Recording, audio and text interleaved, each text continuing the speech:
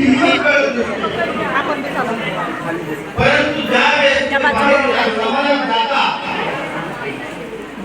ज्यावेळेस तुम्ही इतर संप्रदायाच्या समोर त्यांच्या चांगल्या प्रचारकासमोर ज्यावेळेस तुम्ही उभे राहता आणि त्यावेळेस त्यांच्या प्रश्नाचं उत्तर तुम्ही ज्यावेळेस तुमच्या ब्रह्मविद्येतून तुम्ही देत असता, त्यावेळेस तुमची किंमत किती वाढलेली हे तुम्हाला त्यावेळेस लक्षात येईल.